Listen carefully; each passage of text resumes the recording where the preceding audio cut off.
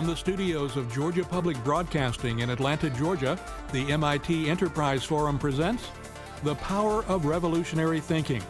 What today's scientists can teach you about driving innovation in your organization.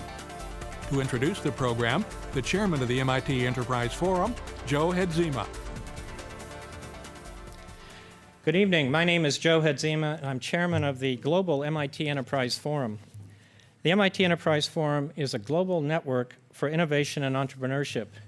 For over 25 years, we have seeded and enhanced entrepreneurial ecosystems by providing a forum where innovators and entrepreneurs can network and obtain high-quality information and advice on innovation, new company formation and growth, and technology commercialization. Each year, our thousands of volunteers in 23 chapters and numerous affiliates produce over 300 programs and events which are attended by tens of thousands. It's my pleasure to welcome you to this historic satellite broadcast on the power of revolutionary thinking. This is an historic broadcast for many reasons. First is the venue. Previously, these programs have been produced and broadcasted from Cambridge, Massachusetts. Tonight's program has been produced by the Atlanta chapter and is being broadcast from the studios of Georgia Public Broadcasting here in Atlanta. This is the first time that a node in our global network has originated a global broadcast, and we hope it becomes a model for the future. The second is the audience. This program is being directly received by our chapters and affiliates at 40 viewing sites. In addition, for the first time, this program is being broadcast live on NASA television and is being viewed around the United States through satellite, cable TV, and on the NASA TV website. We are excited about this, and we thank NASA for its opportunity to allow us to reach innovators and entrepreneurs where we don't currently have chapters. To your new viewers, let me say this. If you're innovators, entrepreneurs, researchers, investors, or government officials, and you understand that creating a vibrant local entrepreneurial ecosystem can play a critical role in new business formation, high-paying jobs, and economic prosperity, if you believe this, then contact the Global MIT Enterprise Forum. We should talk. We've been doing this for 25 years. The other reason that this is a historic broadcast are interrelated. They are PBS, Arthur C. Clarke, and tonight's topic. Let me explain. It's particularly noteworthy that the Global Forum's first satellite broadcast away from our home in Cambridge is here at the studios of Georgia Public Broadcasting. In 1977, PBS was the first television network to use satellite communications to distribute its programming. It was noted science fiction writer and physicist Sir Arthur C. Clarke who first articulated the concept of satellite communication in an article for Wireless World, published in 1945. More than 25 years before it was possible to build and launch a communications satellite. Clarke was also the first author to popularize the space elevator concept, which we will hear about tonight. This series of coincidences was not lost on us, so we asked Sir Arthur to comment on the occasion. He's now 87 and lives in Sri Lanka. Although his health is failing, he was very pleased to learn about this program and sent a message of support and encouragement. He urges, quote, all of you to embrace and pursue innovative ideas in your professional and personal lives. We thank Sir Arthur, and we will be putting some materials provided by him on our website, including a copy of this early 1945 article. Before introducing our moderator for this program, I have one very important final task and honor. Our 23 chapters are run by thousands of engaged volunteers and are supported locally by nearly 170 sponsoring organizations. This local involvement, it is this local involvement that helps create a vibrant local entrepreneurial ecosystem, and we thank all of these local sponsoring organizations for the support of their communities. Our global sponsors support the Global MIT Enterprise Forum, which operates the network that connects these local entrepreneurial ecosystems. They say that you're known by the company you keep, and we're proud that our global sponsors have endorsed our global network with their commitment and their financial support. Our global sponsors are Entrepreneurs Organization. Formerly the Young Entrepreneurs Organization, EO is a premier peer-to-peer global community, network, and resource for entrepreneurs representing 5,500 members worldwide who are the founders, co-founders, owners, or controlling shareholders of businesses with annual revenues of at least $1 million. Goodwin Procter. Goodwin Procter's technology and emerging companies practice has a wealth of experience working with technology and other emerging companies. Supported by the resources of one of the nation's largest law firms, their dedicated approach to client service provides the personal counsel entrepreneurs require. Ropes & Gray. The law firm of Ropes & Gray represents numerous technology and engineering companies at all stages of growth, as well as venture capital and private equity firms that finance them. Ropes & Gray's merger with Fish & Neve has created a powerful full-service firm with more than 750 lawyers and professionals and the nation's premier intellectual property practice. Wilmer Cutler Pickering Hale & Dorr. This law firm is internationally recognized for its experience in venture capital, initial public offerings, mergers and acquisitions, intellectual property, and securities and IP litigation. The firm has more than 1,000 lawyers in 12 cities. We thank our global sponsors for supporting our global network. Revolutionary thinking is about vision, but it's not vision without substance. Sir Arthur's vision of satellite communications is now real, and that is why we can broadcast this program to you. To explore the power of revolutionary thinking, the MIT Enterprise Forum of Atlanta has assembled a superb panel with real substance. The moderator for this program is Alf Nucifora, chairman of the Nucifora Consulting Group and past member of the advisory board and executive committee of the MIT Enterprise Forum of Atlanta. He is an entrepreneur, marketing consultant, and columnist syndicated in 40-plus business publications across the country. A native of Australia, Alf earned his MBA from the Harvard Business School and his BA from the University of Queensland, Australia. Alf now lives in San Francisco and has flown back to Atlanta to moderate this program, showing that the Enterprise Forum is truly a multi-node network. Please join me in welcoming Alf Nucifora.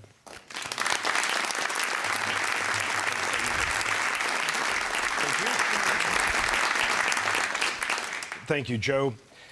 It was Proust who said, the real voyage of discovery is not in seeking new landscapes, but in having new eyes. And as I introduce each of our esteemed panelists this evening, you will quickly see that we have assembled 4 sets of eyes that are well on their way to the voyage of discovery. Now, each of our panelists delves into territories and expounds on concepts that are beyond the normal comprehension and frame of reference of mere mortal technologists, engineers, or business people. But I, for one, can't wait to hitch a ride with these 4 stellar brains and these 4 stellar minds. Now, the process this evening will be simple. Each of our panelists will deliver a brief address, after which we will open the floor to telephone lines and to your questions. I warn you to get in quickly. We have a limited time for questions this evening, about 25 minutes. And it will go very, very quickly. Time flies when you're having this much fun. So to commence the proceedings, allow me to introduce our first panelist. Dr. Robert Casanova is the director of the NASA Institute for Advanced Concepts, or Nyack, here in Atlanta, Georgia, which focuses on the development of revolutionary advanced systems and architectures in the fields of aeronautics and space. He's a recipient of the NASA Public Service Medal for exceptional contributions to the mission of NASA. Now, prior to becoming director of Nyack, Dr. Casanova was director of the Aerospace and Transportation Laboratory in the Georgia Tech Research Institute, where he performed research in biofluid mechanics, solar thermal energy, acoustics, combustion, and rarefied gas dynamics. Dr. Casanova's career also includes research in rocket plume testing and high-altitude hypersonic flight. He has over 60 publications in refereed journals and conference proceedings. He received his PhD in aerospace engineering from Georgia Tech, a Master of Science in Space Aerospace Engineering from University of Tennessee, and a Bachelor of Science in Aerospace Engineering from North Carolina State University. Would you please join me in welcoming Dr. Robert Casanova?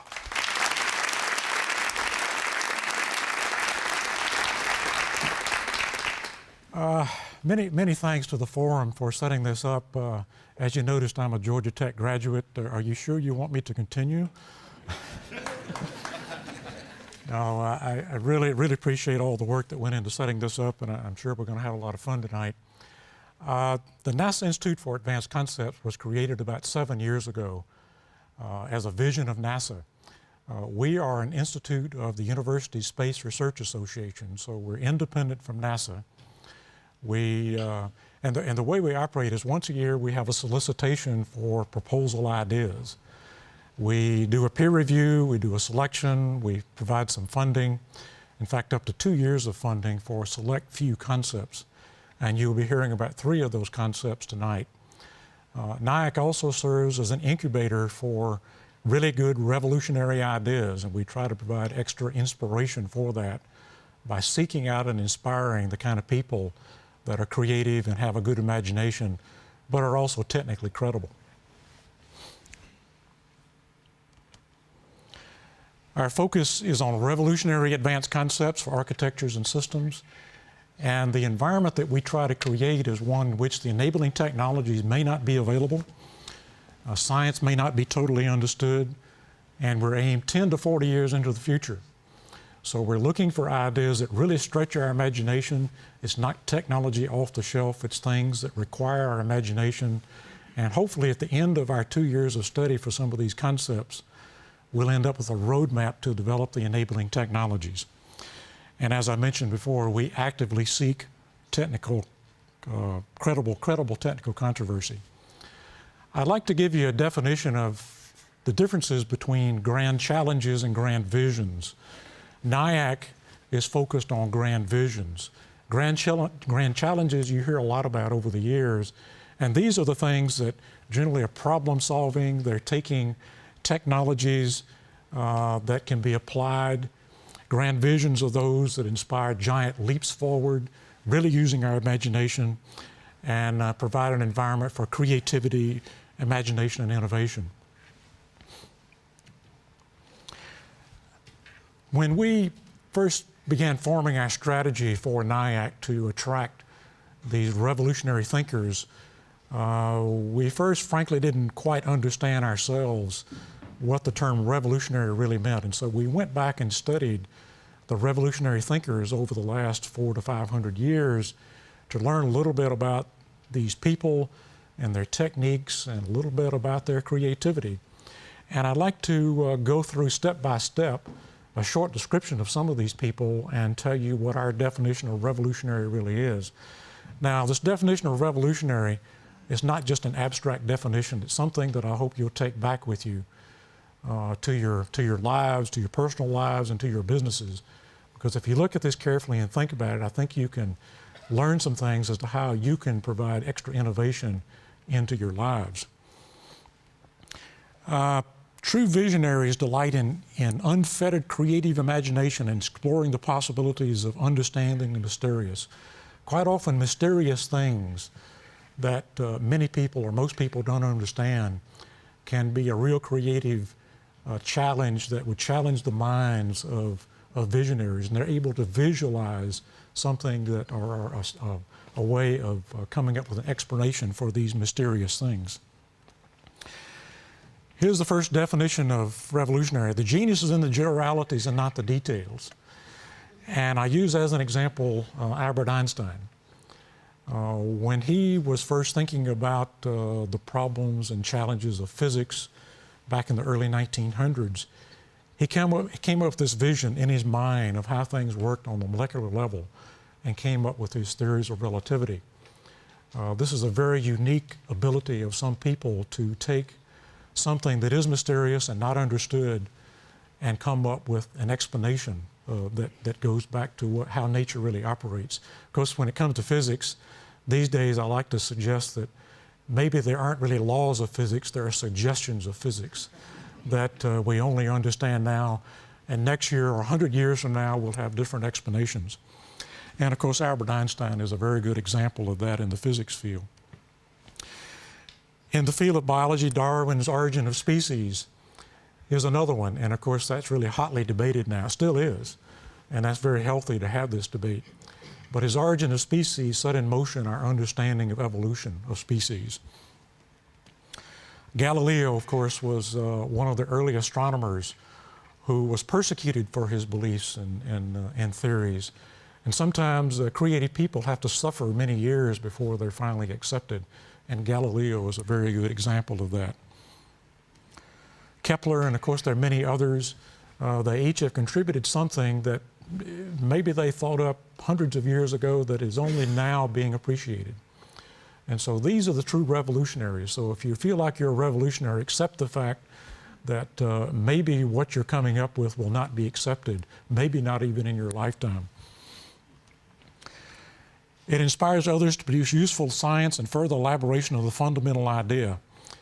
Imagination and visualization are generally the first step in learning or creating something radically new. Revolutionary art and visionary physics are both investigations into the nature of reality. A good example on the artist side of this is Picasso. Of course, he was well known for his cubism, but he was a free thinker. In fact, if you look through the literature, there are a lot of books that compare Picasso with Einstein because they had this unique ability to visualize something before they create an equation or put the paintbrush to the canvas. The new idea illuminates a pathway towards a significant expansion of knowledge. Quite often, a sense of malfunction can lead to a crisis as a prerequisite to revolution. And of course, eventually, this may be the basis for a new science. But our process, unfortunately, in many cases, of peer review tends to stifle the revolutionary thinking. And that's why at Nyack we have a unique process for doing peer review and making our selection. Revolutionary paradigm shifts are often simple, elegant, majestic, beautiful, and are characterized by order and symmetry. And I mentioned many of these individuals. And just as an example in the art community, certain symmetry in photographs tends to draw you into these photographs. Same thing with science, same thing with molecular models. Many of them have order and symmetry. And of course, non-symmetry may be richer and more diverse, so everything doesn't have to be perfectly symmetric. What is revolutionary? Don't let your preoccupation with reality stifle your imagination. We started with this phrase years ago, and that inspired many good proposals. It also inspired many good proposals that were clearly science fiction. And so we felt like we had to add a corollary, and here it is. There's a subtle yet significant difference between a creative and credible concept and an imaginary pursuit. I read science fiction, I enjoy it, but it's not the kind of things that we fund. Now, I'd like to very quickly show you an animation of one of our concepts. It's called the entomopter. This is a very exciting and enjoyable animation. I think if you've been tracking the Mars landers that are now still roving around Mars, well before that there were other landers like the Viking lander on Mars. And we had some probes that landed on Venus also. This is a concept that would do more than just land you on Mars and crawl around in a very limited area. This is a concept that would actually fly in the atmosphere of Mars. On the surface that sounds easy, but it's not. The atmosphere of Mars is very thin, but with a flapping wing, just like an insect does, it's able to fly where there's some non-dimensional parameters called Reynolds numbers are very small. Insects do it quite effectively. If you see mosquitoes flying around here, they have flapping wings. There's a good reason for that.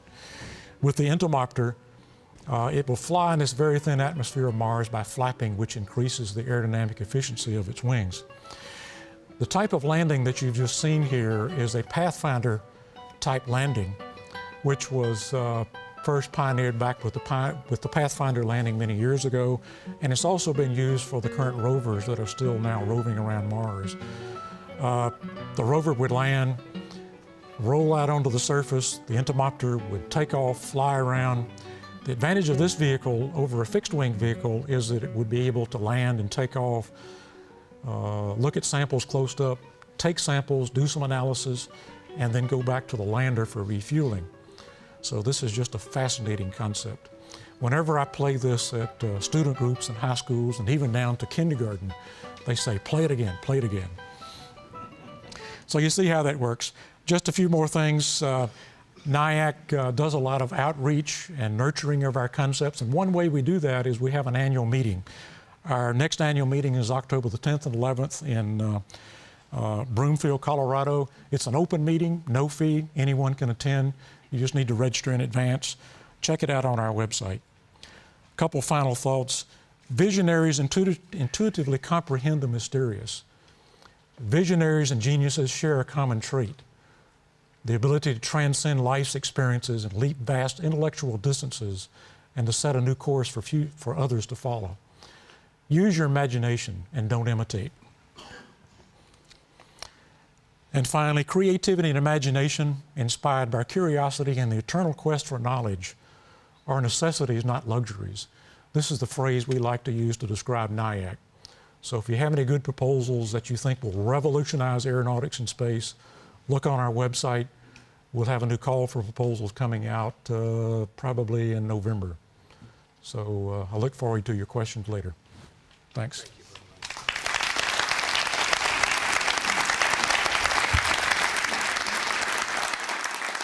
Thank you very much, Bob. Let us introduce our second panelist. Dr. Penelope Boston is the Director of Cave and Karst Studies and Professor of Earth and Environmental Sciences at the New Mexico Institute of Mining and Technology, and also a Director of Research for Complex Systems Research, Inc. of Boulder, Colorado. Dr. Boston specializes in cave microbiology, microbial life in extreme environments, astrobiology and the search for life beyond Earth, human life support in space and other planetary surfaces, Mars research and human exploration of the solar system, global biogeochemical cycling, and planetary homeostatic mechanisms. Dr. Boston is the author of more than 80 papers in journals, reports, and articles, with an upcoming book on extreme life forms about to be published by Elsevier Publishing. She is the recipient of numerous awards, including the NASA Institute for Advanced Concepts Phase 2 Fellowship. She earned a PhD in Environmental Population from the Organismic Biology Department of the University of Colorado and the National Center for Atmospheric Research in Boulder. She received a Master of Science in Microbiology and Atmospheric Chemistry and a Bachelor of Science in Microbiology, Geology, and Psychology from the University of Colorado in Boulder. Would you please join me in welcoming Dr. Penelope Boston?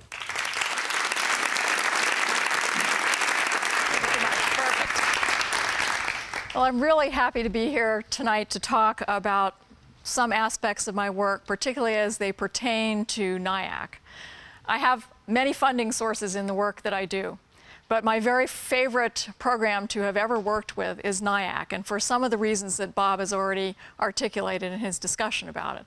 And that is this extremely stimulating environment that brings people together from all different parts of science and technology and allows us to work on amazing concepts that are far beyond the time scope of what we're usually allowed to do within normal funding programs. The work that I focus on and have for the past more than a dozen years has really focused on the subsurface. And I started my career working in many other extreme environments, including Antarctica and high alpine regions and hot deserts and things of that sort. Everywhere where life was really on the margin of survivability in an attempt to see how far life could adapt to extraordinary circumstances. The last dozen years I've focused on cave environments. And all of the work that we've done with Nyack funding and spin-off projects from that have in some way focused on that subsurface realm, which is something that those of us who live primarily on the surface don't usually relate to. But beneath your feet is an entire separate planet, essentially, very different from the planet that you experience on the surface. So in my regular day job as a professor and a researcher, I am an astrobiologist. That is someone that looks at life on this planet and what are the limits to life, and plans to look for life on other planets like Mars and Europa, a moon of Jupiter, and perhaps even someday beyond our own solar system. I work in extreme chemical circumstances and high temperatures, low temperatures, very dangerous environments and caves, looking for those kinds of organisms. I think then about how to take that work and try to apply that to search for life someday beyond our planet of origin. And as part of that, I'm very committed to the idea that our species has a future beyond our own planet, that we will go forth and explore the moon further and Mars, and perhaps someday even result in colonies and permanent habitations of our species there. The final culmination of that line of thinking, of course, is whether or not someday we should actually try to make a planet like Mars more Earth-like as a second home for Earth life in the solar system, whether we should actually do that, and if so, how could we do that? So you can see that from just my brief description of the work that I do, the work itself overlaps into so many different fields. The preparation that I did, of course, was in several different fields, and my work touches on also engineering, because a lot of the thinking that we do is to how to take our scientific concepts and actually have those implemented, and that involves engineering. It also overlaps with planetary astronomy because we are working in planetary environments and imagining planetary environments as we work. Because of this extreme interdisciplinary nature of what I do, I think of myself as a synthesist. And the power of the work that I do is putting together related ideas and themes from all of the disparate sciences that my work touches on. In groups that I work with and as a team leader for my own research, I function usually as a catalyst. So I'm an ideas person. And so you can see that Nyack is a perfect program for incubating those kinds of interactions. The projects that I work on fall along many different continua that all interrelate in some sense, and I'm going to spend the rest of my talk walking you through, at a very initial level, some of these projects that have come out of the Nyack funding that we've received. We synthesize the science and technology because it's in the power of that synthesis that allows us to promote ideas that can actually be implemented for exploration of the solar system and, in fact, utilization of some of these concepts right here on Earth. That overlap and synergism between fields is because really creativity seems to be maximum where you have these overlapping realms of human thought, whether it's art and science or music and technology or between one science and another. And so we experience in our daily lives as we conduct our work the power of that interaction. The primary focus of my basic fundamental research is really in these exotic microorganisms that live deep within the Earth and that we study by going into these caves. There are so many different kinds of them that I obviously can't really discuss them with you tonight, other than to say that they are very different from surface life. Many of them make their living by essentially chewing their way through bedrock, through basalt and various other rock materials, and as a byproduct of that activity, they produce unique biominerals that are not made in any other way. So we have ways to trace these. Because of their ability to essentially be master chemists of the biological world, they can transform materials in a way that higher life forms like plants and animals can't do. And great deal of the biodiversity of our planet really is beneath your feet, deep in the earth where you can't even see it. And even though these are miniature ecosystems because the organisms are all microbial in size, the overall genetic biodiversity in that realm far exceeds that we see on the surface. And so if we're looking for the genetic diversity on life, the subsurface is the place to go for that. There is an immense untapped potential within that body of genetic diversity and the chemical capabilities of these organisms. And in terms of crossing this barrier between science and technology and bringing these ideas into the marketplace to provide services and products for humans in the business realm, this is an amazing area which has been virtually untouched. The potential for novel compounds to be used as the foundation for pharmaceuticals is immense.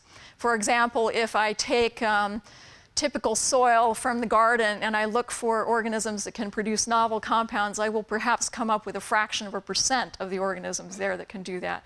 In our cave environments, we are finding perhaps 80% of the organisms are novel and produce novel compounds. And so you can see there's orders of magnitude difference in the promise of these. Besides these kinds of industrial and pharmaceutical applications, these are organisms specialized in metal transformations, so creating one different type of metalliferous mineral from others. And so this has led to the possibility of them being used in bioremediation for pollutants and mining reclamation and things of that sort. This could be developed immediately scientifically, and there is a great deal of interest in this by chemical and pharmaceutical companies. The snag that we are currently dealing with is one of legal structure and who owns the rights to organisms and life forms. And so this is something that will play out over the next few years, but eventually, and perhaps in the not too distant future, people will be able to start tapping into these kinds of organisms for those purposes. Well, we work in these exotic caves, and of course, one of the things that we study is how these caves themselves are actually formed. And as an outgrowth of that and our interest in life on other planets, we have paid attention to whether or not there are caves on other planets. There are clearly what are known as lava tube caves on Mars and the Moon. These are very clearly visible in a lot of the new imaging that we have from these planets. These are tubes that are formed as rivulets, essentially, from lava flows off volcanoes. They freeze on the outside. Eventually, the eruption stops. They empty out, and you have these beautiful tubes. And you can see on the right-hand side here, tubes forming on Earth, and then you can see these other pictures of tubes on the Moon and Mars. The significant thing about them is that they're not just geological structures, they're actually places. And they are of the scale that makes them very utilizable potentially for human habitat. We believe that they are one of the best options for pursuing for human habitat on Mars and even the Moon in terms of creating bases. Nyack funded work by our group, both the phase 1 and phase 2 levels, to try to explore what it would take to make these lava tubes into habitat. We discovered that really a fairly short list of relatively low technologies would be able to do that job. One is inflatable cave liners that could then be secondarily made rigid, foamed in place airlocks to help you seal the environment, light harvesting and piping, and various other things to make these livable. They obviously have very near-term applications to mining, particularly in very deep and dangerous mines like South African gold mines, for example. In the midterm, of course, we now have a new push to return astronauts to the Moon within the next decade and a half or so. And then, of course, our original application to eventual Mars colonies. As an outgrowth and showing the power of Nyack's ability to bring people together, this is a spin-off project from the work that we did in lava tube caves and another Nyack fundee, Dr. Stephen Dubowski, also at MIT, who is a robot guy. And we met at a Nyack meeting, and we came up with an idea for little spherical micro-hopping, independent micro-hopping microbots, because I need to have micro-robotic access to caves on other planets, and in fact, even dangerous caves here. So that project is now going into its phase 2. There are obviously a legion of potential applications of military and rescue use that one can come up with to use microbots of that sort right now, as a matter of fact. And then, of course, we have these longer-term uses for them in the extraterrestrial concept for doing the kinds of scientific work that I want to do. Another spin-off that has come out of this Nyack interaction is with Dr. Paul Todd, who is a senior scientist at Space Hardware Optimization Technologies in Indiana.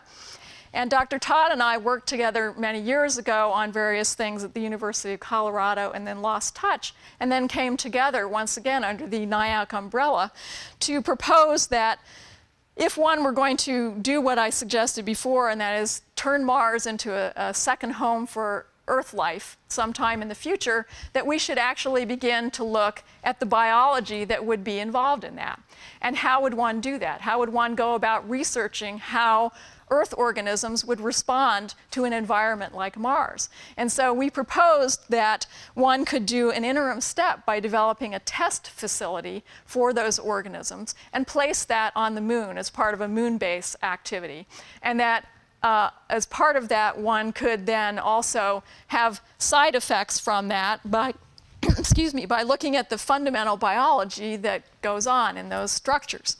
The near-term uses of the chamber that has actually been constructed and is running now in Indiana to test things at Mars-like conditions is, of course, immediately in terms of classroom use for educational opportunities. And so we're very interested in having that be translated into the educational world in terms of high school. The near term or the midterm is perhaps in the realm of developing life support organisms in support of moon bases and astronaut return to the moon. And then, of course, the long-term use once again comes back to this notion of whether or not we should ever put Earth life on Mars. Bringing this back full circle to my own sphere of influence and work, what we are testing right now in these Mars conditions are my cave organisms and certain other extreme organisms that we are studying to see how they respond. And so walking through this whole series of my activities, I think you can get a feel for the interconnectedness of all of these creative areas that come together within Nyack. It's an amazing program, and I think that it is a remarkable model that could be copied very productively in other realms besides the science and technology of space that we are considering. So I recommend you this paradigm because it certainly worked very amazingly for our work. Thank you very much. Thank you, Dr. Boston. Let me introduce our third panelist. Dr. Dava Newman is a professor in the Department of Aeronautics and Astronautics and Engineering Systems at MIT and serves on the faculty in the Harvard MIT Health Sciences and Technology program, which is an MD and PhD program between Harvard and MIT. Dr. Newman specializes in investigating astronaut performance across the spectrum of gravity. She is currently the principal investigator on the micro-G spaceflight experiment to quantify astronaut intravehicular activity on board the International Space Station. She has been a funded NASA principal investigator throughout the past 2 decades, investigating and establishing an EVA database for microgravity and partial gravity environments, as well as to utilize technology and robotics for advanced EVA. Previously, Dr. Newman was the principal investigator for the Space Shuttle Dynamic Load Sensors, DLS, experiment that measured astronaut-induced disturbances of the microgravity environment on mission STS-62, an advanced system that the DLS experiment flew on board the Russian Mir space station from 96 to 98.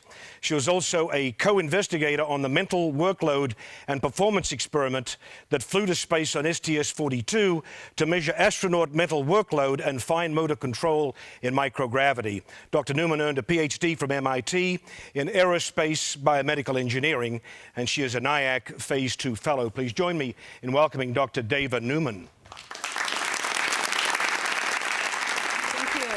Absolutely. Good evening. It's my pleasure to be with you all tonight. It's very exciting. I'd like to highlight a project sponsored by Nyack, my funnest project, because we get to think about what astronauts will be doing 20, 40 years in the future. I'd like to acknowledge all the folks I work with, especially my students back at MIT. Our industry partners, we work with small businesses, and our advisory board of Drs. McKay, Grunsfeld, Coleman, and Aldrin. Just a little background on spacesuits, or EVA, extravehicular activity. This is when you leave the craft and go walking around, floating in the microgravity environment. You see a picture of the EMU, extravehicular mobility unit. This is our current spacesuit. It's fantastic. It's the world's smallest spacecraft. Has all the functions to keep you alive. Pressure and oxygen, takes out the carbon dioxide. But it's pretty massive.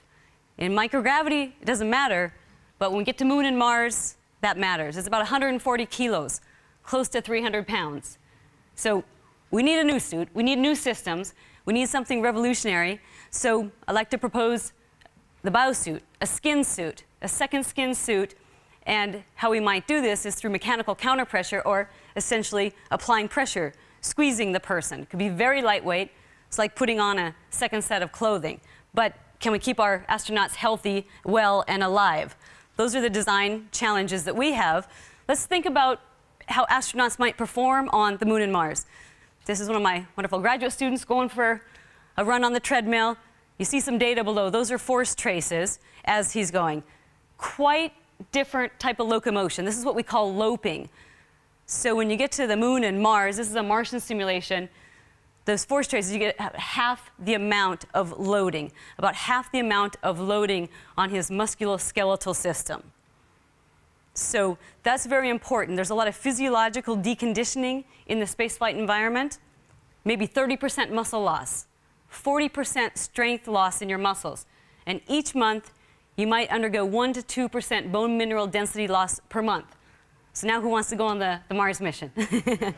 but that's okay. We're working on that. We think we can overcome that. So we need countermeasures to prevent that. I'd like to show you an Earth, a 1G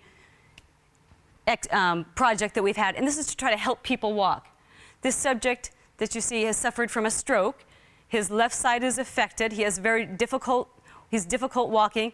His right side, he can go slowly. So he puts on an orthotic device. Well, we designed an active orthotic device. So we're going to help him walk. We're going to cushion the landing, and then we're going to propel.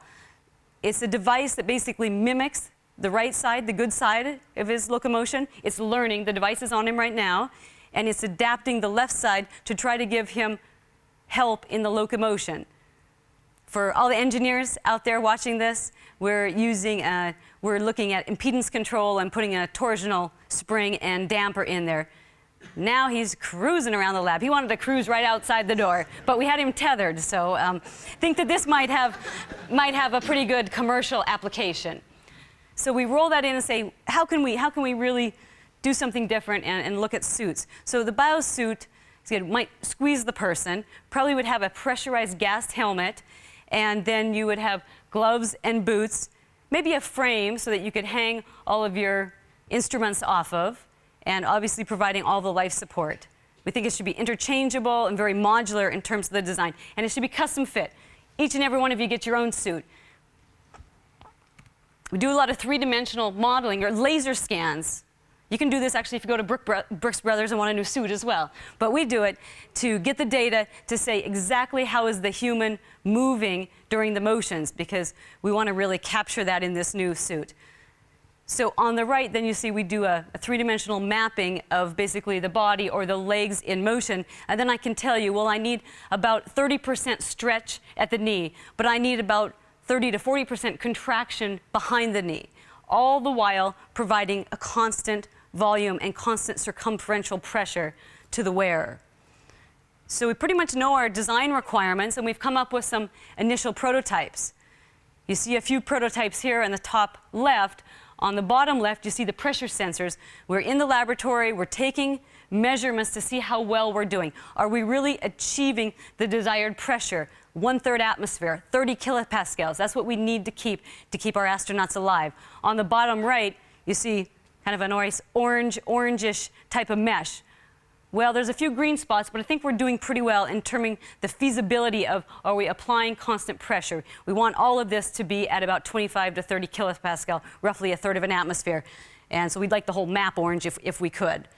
A little more work to do.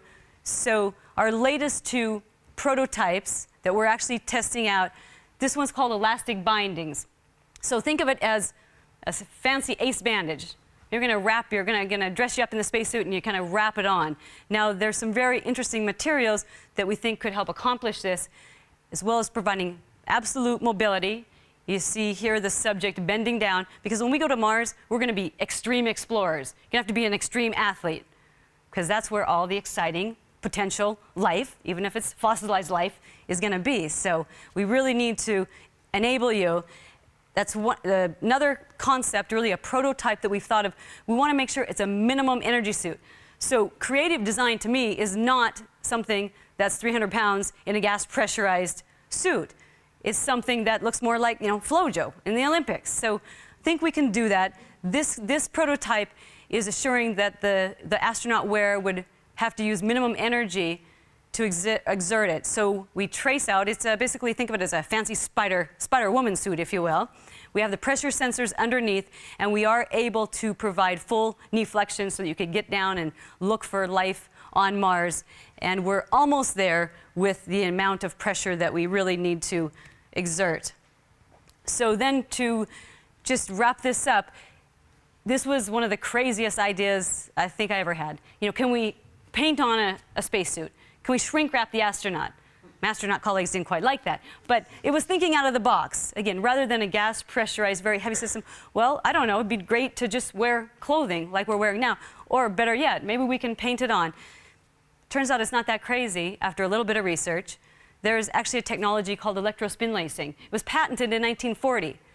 It didn't go beyond the patent because we didn't have the technology to work with it. But today, in research laboratories, we can demonstrate electrospin lacing. What it is a liquefied polymer, and you spray a liquefied polymer onto a surface. Now we have to work on the control of that. Can we do it in 3 dimensions? We do have stable polymers, though, at this point. It's very exciting. Maybe we really can spray on a spacesuit in the future. Other materials that we're very interested in and looking at are electroactive materials. We collaborate at MIT with the Institute for Soldier Nanotechnologies. These are electroactive materials, means that you need electricity to activate them. So now let's imagine that we put on the suit, it's kind of like our clothes, and the shrink wrapping, or through electroactive materials, you might get the pressure production that way. There's electromechanical assistant materials that we think we need. Back to the video I shot about trying to help people walk, trying to help with locomotion. We'd like to augment the astronaut capabilities, and we might do that with some of the more advanced electromechanical type of capabilities. We also, if you think that on the way to Mars, now the Mars mission right now might be about 6 months to get there, but we're going to spend 600 days on the surface to explore, to really get the science done, and then 6 months to a year to get back. It's just under 4 years. It's a long time. So on the trip there and on the trip back, maybe we should be working out. Maybe the suit actually should be applying resistance. Maybe you should be working out against the suit to keep your muscles and your bones in shape. Then when you get there, just reverse the polarization, and now it actually helps you walk. And then as you get used to it and build up your musculoskeletal system, if you still need help, great. If not, then you just provide maximum mobility. So we have an idea that we're working on now in terms of a tuned spacesuit. Can I tune in the exact resistance I need to help me stand if I need that, to assist me? Or again, the reverse way would be looking at it as a potential exercise countermeasure suit. And finally, there's another kind of advanced material technology that really I think needs to be on the roadmap, the technology roadmap, are shape memory polymers. What are shape memory polymers? Well, they can be cured in 2 states. So imagine a cylinder, imagine the sleeve here. It can be a little bit large, a little bit rigid. You can slip into it, and then it might be temperature activated. And I would love it to be temperature activated at skin temperature. Right now we can do it for 70 Cs. Well, we need to get down to 20 Cs. But when it's activated, it becomes very pliable and very, very mobile. So that might be a very interesting technology for the future to incorporate into this suit. So I'd like to end my comments there and try to show you a little bit about what it might take for the future explorers, how we can reap some of these benefits and try to solve and assist with some really important medical problems here at 1G. And in the future, I think that actually we might be able to spray on a spacesuit. Thank you.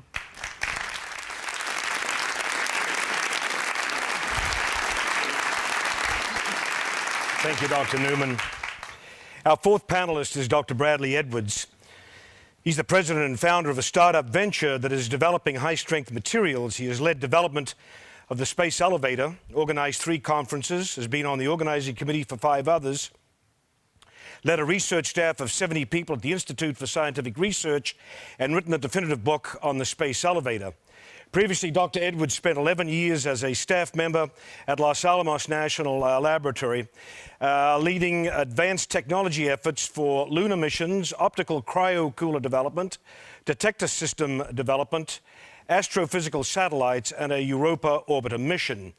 Dr. Edwards has over 50 publications with 3 books and 8 papers in the works. His work has appeared on the cover of Discover and Science News. He's been featured in the New York Times and the Wall Street Journal, and multiple times on the BBC and CNN. Dr. Edwards received his PhD in physics in 1990, and he too is a Nyack Phase 2 Fellow. Please join me in welcoming Dr. Bradley Edwards.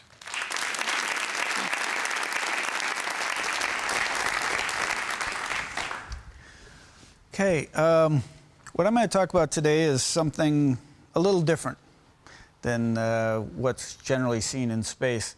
We're all familiar with the Apollo program. We've seen pictures of men walking on the moon. We've seen, the shuttle and the Saturn V, rising up on this big pillar of fire and smoke. And well, when you look at those, for example, the Saturn V, it's got this big rocket. Then up here is a payload with a person in it. And so it's sort of like driving across country with no gas stations. You drive a tanker truck and all your gas you're carrying with you. It's a little difficult. Well, there's another idea that came up a long time ago.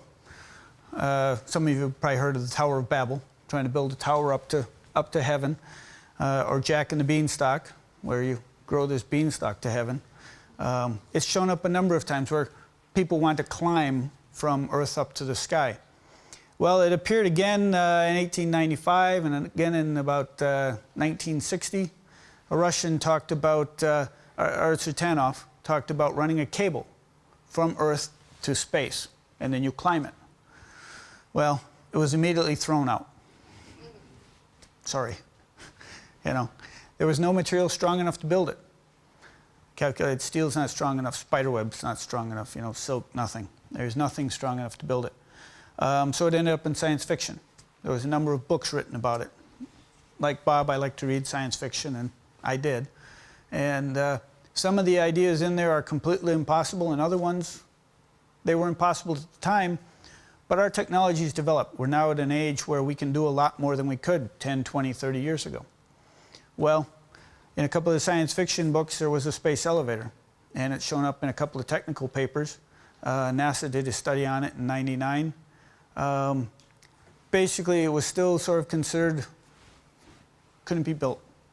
They're talking about a large cable, 30 feet across, strong enough to lift the top 10 feet of Maryland or something. Yeah, a little more than we need. Basically, a major highway running from Earth to space. It's great, can do lots of things, but how do you build it? Well, about 5, 6 years ago, I submitted a proposal to Nyack that got halfway to the garbage can before they actually grabbed it and decided to fund it. And so we started working on the space elevator. Well, at that time, there was about 2 people working on it. Me was one of them, and the other one was the guy at Marshall, I think. There may have been a couple others. Right now, there's hundreds of people working on it, serious researchers. We have major technical conferences. At the time, there was about 200 websites with space elevator listed on it. Now there's about 350,000. It's grown dramatically. It's become, from science fiction, to mainstream. But let me show you a little bit about what I'm talking about in a space elevator. What we have talked about is the big beanstalk, the big major system. What we did was we stepped back, really took a completely new approach to it, sort of threw out everything that had been done and looked at, well, what do we really need? So instead of this 30-foot diameter cable, we're talking about a ribbon. We still need ultra-strong materials that just came into existence about 15 years ago. We started looking at them. They're called carbon nanotubes, and it's shown here. If this shows up, oh, now I did it.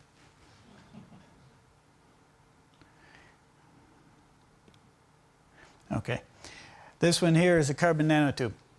It's a rolled up form of carbon, extremely strong. It's been measured about 70 times stronger than steel. It's about 40 times stronger than anything else that's ever been made. With this material, if we can get it made into the material in the shapes we want, we can build a space elevator. What we're talking about is a ribbon about 3 feet wide, as thin as paper, 62,000 miles long.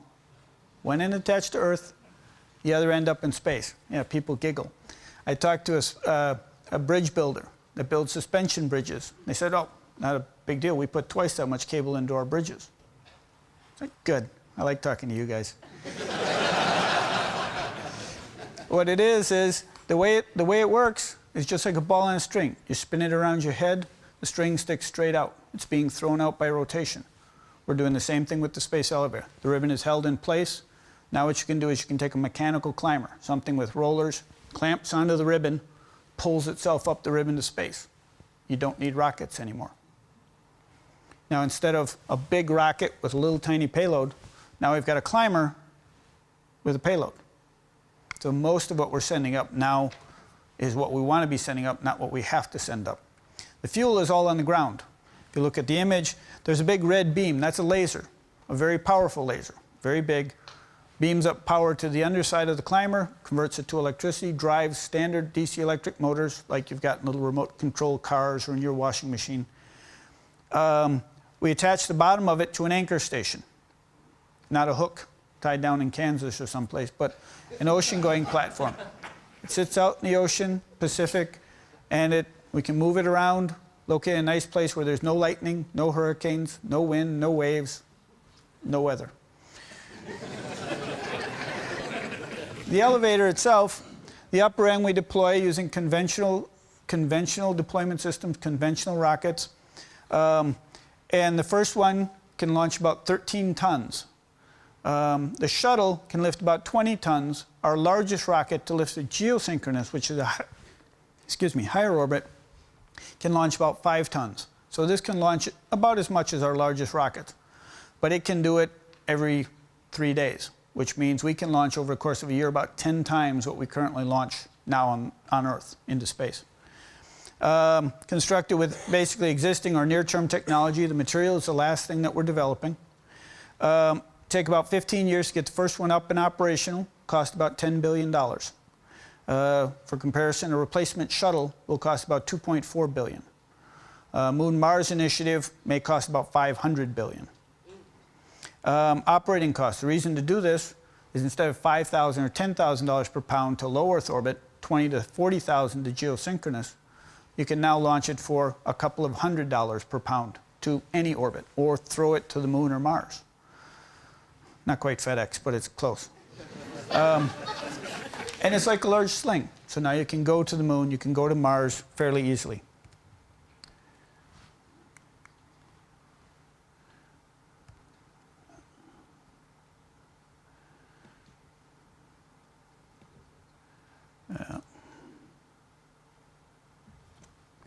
Okay, to show you, give you a good feel of what's happening, here's a video that was made by a good friend of mine, Alan Chan, down in San Diego. And this will give you an idea of what we're talking about.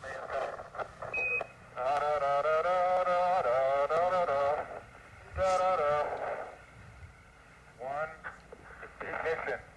Burn away, Houston. Vector grid. We're burning flash. Backside.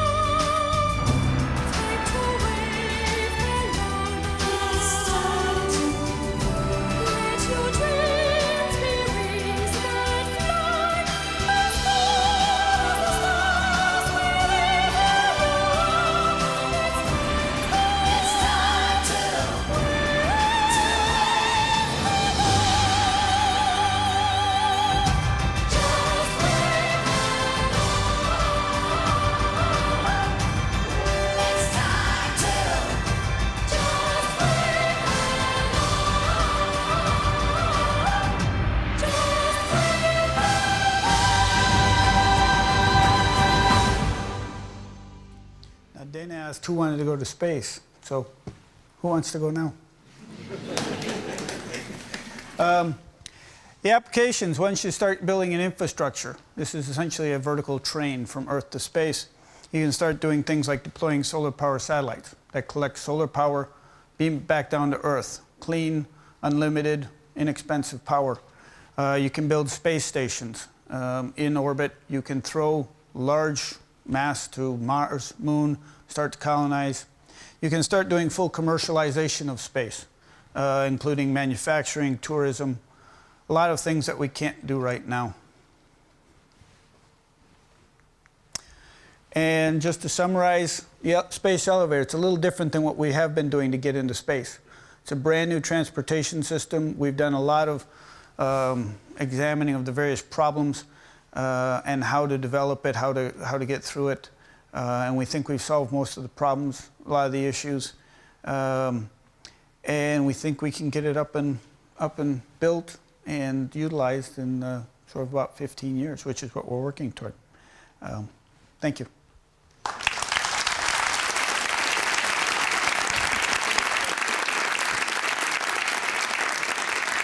Thank you, Dr. Edwards. Well, here's the game plan. We have about 25 minutes for questions. Time's going to go very, very quickly. For our viewers who are watching us around the world, they should, if our technology is working tonight, there should be a number coming up. You can dial us in, and hopefully, if our technology continues to work, we'll put you live on air.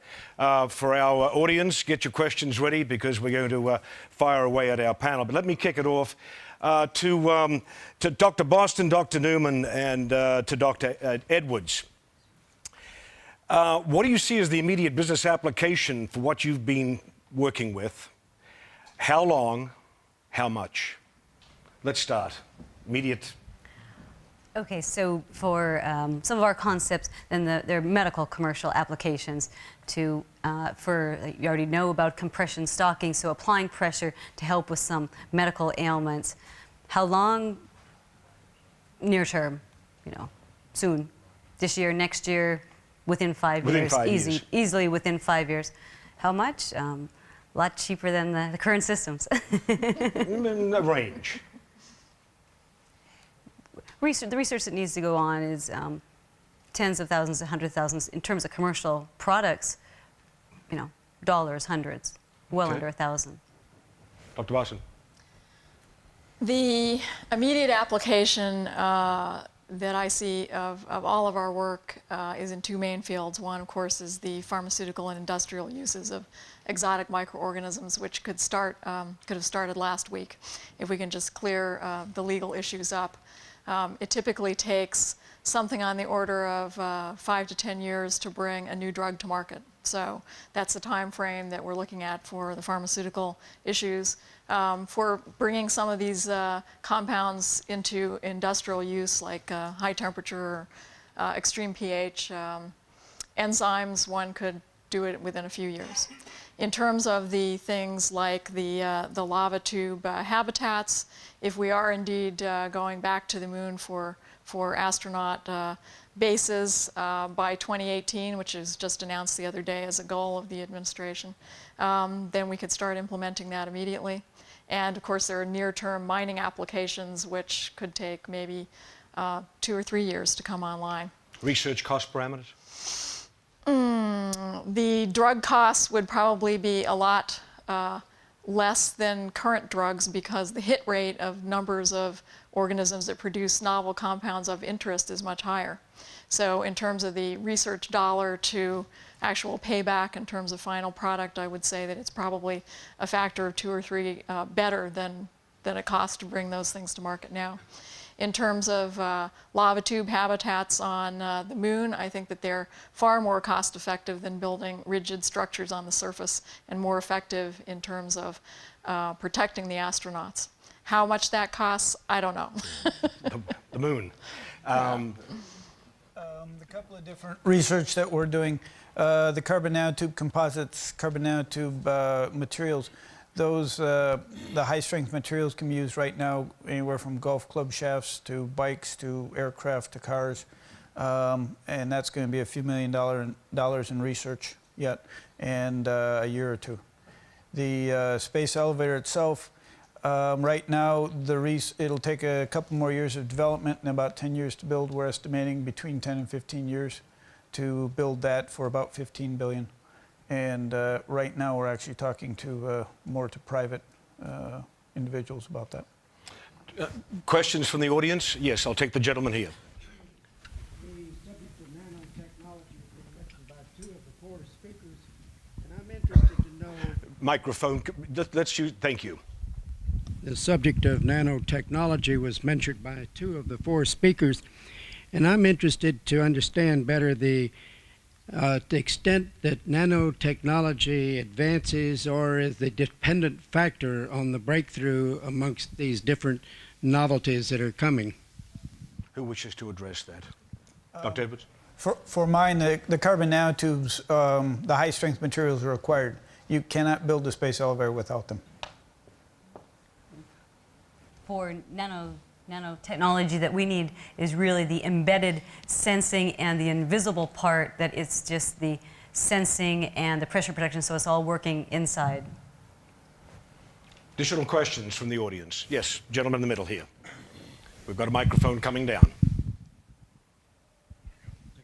I understand that Edison had found most of his inspiration while he was fishing, but he didn't like to be interrupted with a hook or bait, and that the vast majority of us find our inspiration while we're in the shower. So I'd like to ask the panel where you found your inspirations. Dr. Boston. Well, I get a lot of inspiration from the field work that I do, and frankly, there's nothing better than going into one of our caves, because even though it's dangerous and difficult and in many cases requires full breathing gear and so forth, it's the closest that I personally am probably ever going to get to a trip to another planet, because that's how very different Earth's subsurface is. And the other thing that I find in there is that it's the only place in my life where I can get away from the cell phone and the computer, and I am alone. And so I spend that time not only doing the scientific research, but in some of our caves we go in for many days because they are enormous. And so we essentially are launching an inner Earth mission to them.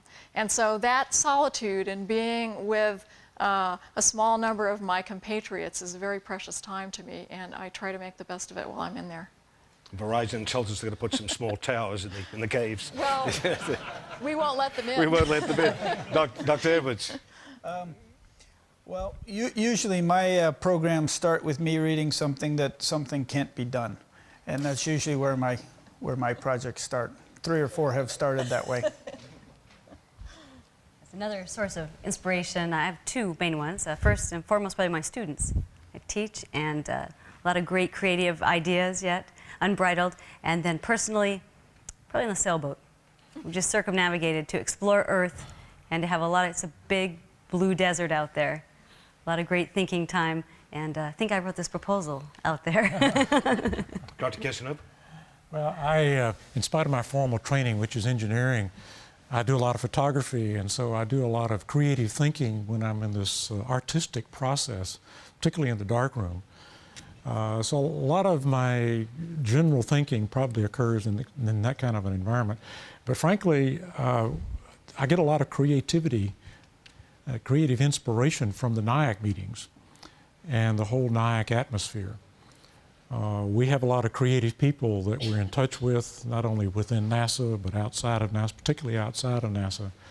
And so there's a lot of creative stimulation in that whole process. Okay. Additional questions for the audience? Yes, gentleman down the back. Up the back, thank you. Oh, microphone.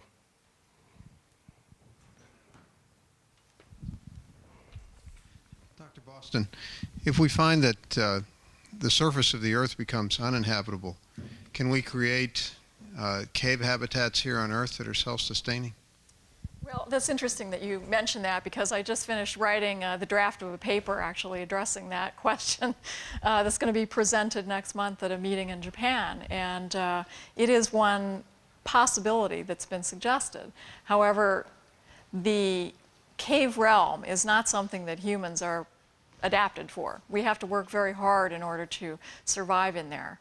And so using caves as some kind of a permanent retreat from a very inhospitable Earth that you might imagine in the future would require such radical changes in our species that I don't believe that you could consider us to be our species. The amount of work that one would have to go to in order to sustain a subsurface habitat on the Moon or Mars would take a huge amount of engineering. And so while one could do that for population numbers the size that you would imagine inhabiting the Moon and Mars, doing that for an entire species on a planet like ours, I think is not the direction I would like to go in. So I would like to keep the surface of the Earth in its present lovely habitable state as long as we can. We've got a caller from Arizona. I hope we're on the air. Caller, can you hear me? Caller from Arizona, can you hear me? Well, we need to get some of this 21st century technology working for us.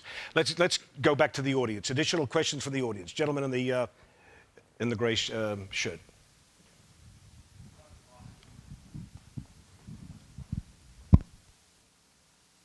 Dr. Boston, you mentioned, I guess, posing the question of whether or not or if we should even try to terraform Mars. I wondered if maybe you could elaborate on some of the bioethical concerns of this process. It's an important question, and the approach that I have used to the idea of terraforming, which is what this process has come to be called, is really a heuristic one, that is, an instructive one.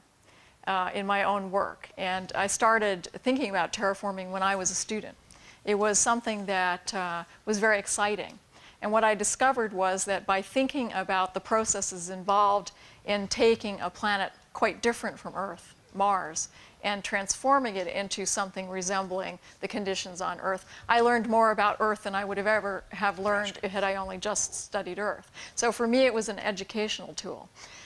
In terms of whether or not we will actually go on to do that, there are huge questions. One is whether or not one wishes to consider other planets as simply preserves.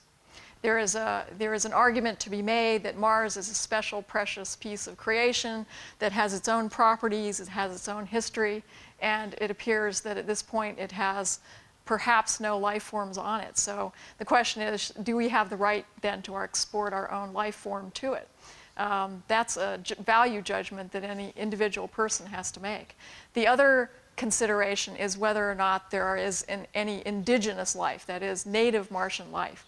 And in that regard, I have a very clear feeling about that, and that is that finding another type of life in our solar system, it would be such an amazing and precious thing that we should not interfere with it.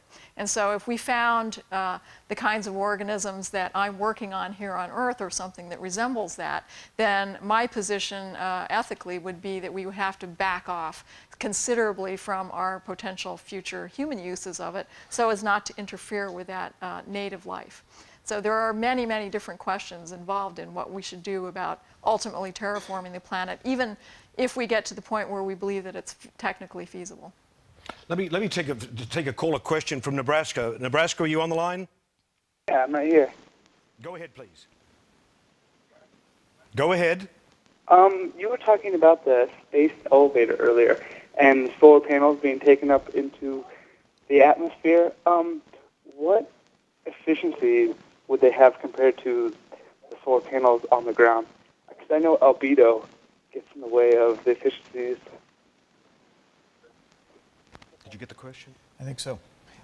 You're asking about the solar power satellites and what the efficiency would be in orbit compared to ground? Is that the question, caller? Yeah, that's it. The solar power satellites, once you put them up above orbit, they don't have day-night, for example. You don't have absorption due to the atmosphere, due to clouds in the atmosphere. I think the numbers I've seen, it quotes it as about 8 times as efficient in orbit as on Earth. And also it's a consistent power supply, which is also very nice. You don't have to store the power for days or weeks, whatever time it might be cloudy, overcast in the area where you set it up. Let's go to the audience. We'll take this gentleman, yes, the two things up there. Dr. Casanova, for those of us who write grants, more traditional grants, the review process is sometimes mysterious. For your grants, it must really be mysterious. How do you sort this out? How do you sort out? We have a multi-step process. Obviously, we're looking for very unusual ideas, but the salvation in this is that it's only a 12-page proposal. So if you can write hundreds of pages on your concept, then we probably don't want it because it's too near term. So we have a multi-step process. We do an internal review to make sure that the basic idea is reasonably responsive to our criteria. And then we send it out for peer review. And we have, it's probably 250 reviewers now in our database that we know we can rely on. And we pretty well got them educated to the kind of thing we're looking for. And these are really revolutionary ideas, and our definition of revolutionary is in there, also in the criteria that we use to select them. I think it's pretty well spelled out as the kind of thing we're looking for. And we go through that, and the peer reviewers give us their feedback. They rank them numerically. They give us lots of verbal feedback. Then we form a review panel of a few people, half a dozen people, and we look at all of the feedback on these proposals and base our decision on that. Typically, we'll receive anywhere from maybe 60 or 70 proposals to, I think we had a high point of 172. So generally, we have a pretty good response, and we can only afford to fund 12 to 15 of the phase ones.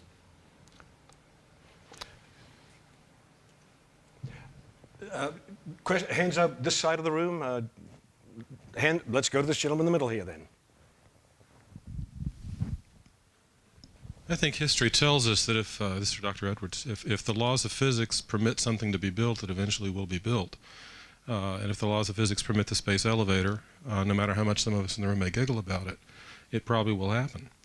What do you think the odds are that it'll be built by interests that are not domiciled in the United States? And what does that mean for our competitive position in the world economy? Yeah, we have found no laws of physics that say it can't be built, and so we do believe it's just a matter of time and will. And there are people external to the U.S. who are very interested in it. And if it's sort of been stated that the person who builds the first space elevator will own space for the next 100 years, partially because building one, you can build the second, the third, the fourth, the 10th very quickly using the first one. And so catching up will be difficult at that point. If you imagine that only one entity builds one, and it's some other country, as oil becomes expensive or starts to dwindle in the future, solar power satellites may be supplying a lot of energy for Earth is one possibility. And the entity controlling that would have obviously a lot of power. You could also control telecommunications. You could have great reconnaissance. You could go and colonize Mars, Moon, if Penny lets them. Asteroids, you could go mine asteroids. The economic wealth that you could gain from having a space elevator could definitely change the balance of the most powerful economies and the least powerful. Let me take a phone call. Caller from Virginia. Caller, are you on the line? Yes, I am. Go ahead, please. I think the work that you're doing is fascinating, and I enjoyed every presentation. I have a question concerning the space elevator. I understand a significant amount of work has been done in the new carbon structures that are being fabricated now. I'm wondering, and I'm almost sure you've looked at the survivability issue. I mean, space is really not a benign environment. There's a lot of junk up there that we put, and there's also microparticles. I wonder if you could comment on survivability studies you're doing. Yes, and I thank you. We've looked through all of the debris in orbit and gone through the fluxes to determine the likelihood of being hit and cut. We will have to actually move the lower end of the elevator to avoid the larger objects such as space station and the active satellites from hitting it. So we have gone through those scenarios and exactly how to do that, the dynamics of it.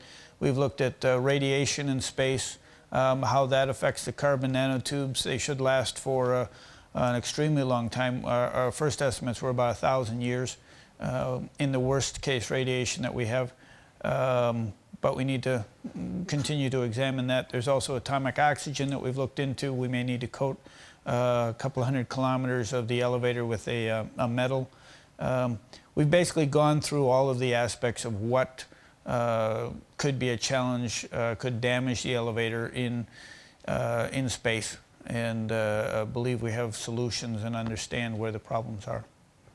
Can I add something? Please, go ahead. I want to point out that everything you've heard tonight is also covered on the Nyack website.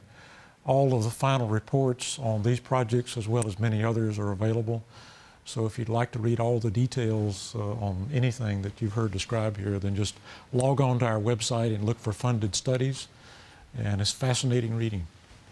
We've got a caller from Connecticut. Connecticut, hold on for just a moment. I want to get another question from the audience. Let the young gentleman here, let's take his question. How could you protect the space elevator from getting hit by small asteroids or meteorites that could sever the space cable? Well, actually, it's very difficult to protect it. Though, from our calculations, a meteor or an asteroid would hit it once every hundreds of years to thousands of years. And so during that time, we hopefully would build it up larger so it would survive even those. Connecticut, are you on the line? Yes, I am. Go ahead, please. Hello? Go ahead, please. Yeah. Wondering what the difference in efficiencies with your laser power system would be versus using the carbon of the ribbon itself as a conductor. The lasers are actually very efficient. The new solid-state ones are getting up to 50–60%. The receivers could be 60 to 80% if they're tuned to the right wavelength. So it's fairly high. The ribbon is a very small cross-section and a very long distance, so the resistance of that would be fairly high. And so we would lose most of the power sending it up the ribbon instead of the laser. So the difference are factors of hundreds to thousands. We've got about 4 minutes left, folks. Let's get some quick questions in from the audience. Down the back, gentleman with his hand up in the back in the check shirt. Thank you. Yeah, it was just a question for Dr. Edwards. I was wondering if you thought about using your technology, let's say, to span the oceans for building some kind of train that would go transoceanic. There are some projects looking into that, I have not been involved with those, but I'm sure the materials would be very helpful in doing that. We have a caller from New York, I believe. Hello. Go ahead. Yes, I'm from Stanfordville, New York. I got a question for you about the space shuttle. Has anybody thought of an idea about putting like a shield or an apron-type protector over the main tank so that if any foam breaks off, that it'll hit this shield? In other words, you would connect the shield to the tank, like a half-moon type, over the whole length of the shuttle, and the shuttle would connect to that shield, and then when it's ready to go into orbit, it would release from the shield, and the shield in the tank would go back into Earth's atmosphere. This way it would protect the shuttle from any foam breaking off. All right, thank you, caller. Dr. Casanova. The problem with that is that you're going to add weight to the overall system. You're also going to add some aerodynamic drag. So when you're flying up through the lower part of the atmosphere where you may have these problems, you're probably going to have a tremendous drag penalty. And so it'd be much better to prevent the foam from breaking off in the first place. We've got about 4 minutes left, panel. I want to get some quick answers from each of you. Let's talk, first of all, about commercial applications. How aggressive and receptive has the business community been to each of you and in terms of tracking you down and wanting to sink some claws into you? Let's start, please, Dr. Boston. The business community has been very aggressive in tracking me down, and the problem that we're having is clearing the path so that we can actually work with them. Dr. Edwards. We have had a bit of interest in ours. I think fewer claws than Penny has had, but Yes, there is considerable interest in what we're doing. Dr. Newman. There's not a big market for spacesuits, but there's an evolving market, and so when the private folks are there, we hope to be with them. So they're interested. There is some knocking on the door. Dr. Casanova? Well, Nyack itself really hasn't had that many commercial contacts, but we've had a lot of contacts from other government agencies for working with our fellows and also working with Nyack. So we have a lot of contact with other government agencies. A question to the four of you again, not meaning to embarrass you. To what extent has the profit motive been a significant player in your own personal mind as you've gone through the development cycle? Zero. I'm a scientist. Don't care about the money. I absolutely don't care about the money at all. I just care about doing what I want to do, but I realize that the commercial enterprise is critical to getting a lot of the things done that I want to do. Dr. Edwards? I need to keep my family fed. I'll take that as a yes. I'm an educator, so no profit. No concerns. No, if it happens, but it's not my main interest. Dr. Casanova? It's not a main driver as far as commercial funding. Of course, we'd like to stay going and stay alive and do active things. So, but it's not a major driver. Okay. One more question from the audience. I'll take this gentleman with his hand up. Yes. You. Yes. Question for you, Dr. Newman. Quickly. Yeah, we're on. Sorry. With your research in particular, at the beginning you showed that video of the gentleman with the stroke and how the things you were working on helped him, and I mean that was tremendous.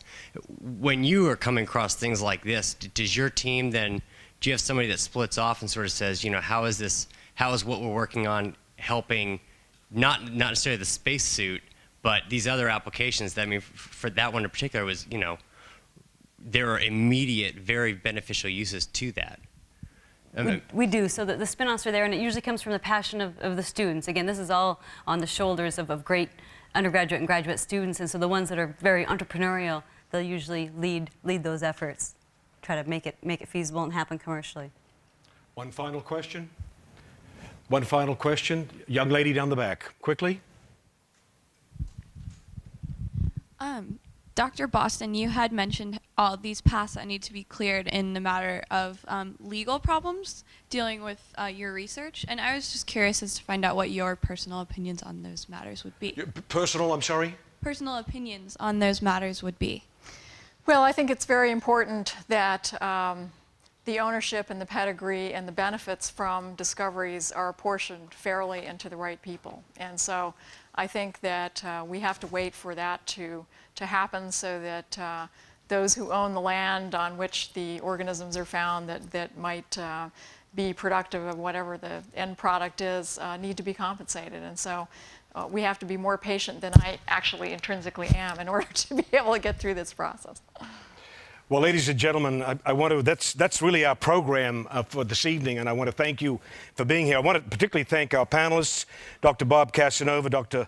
Penelope Boston, Dr. David Newman, and Dr. Brad Edwards. Would you put your hands together, please, for our panel?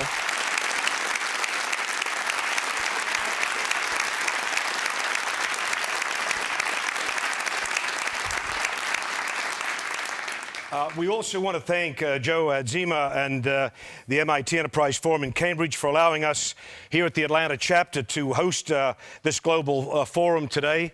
And we want to thank you for joining us tonight. And we have nothing else to say except from Atlanta, Georgia. Good night, and we'll see you up there on the space elevator within how long, Brad? 15 years. See you in 15 years.